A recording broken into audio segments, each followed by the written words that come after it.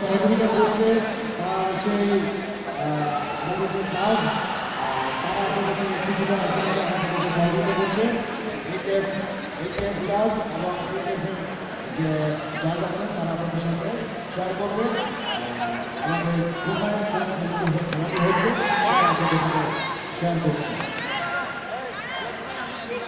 পরবর্তীতে প্রস্তুত থাকবে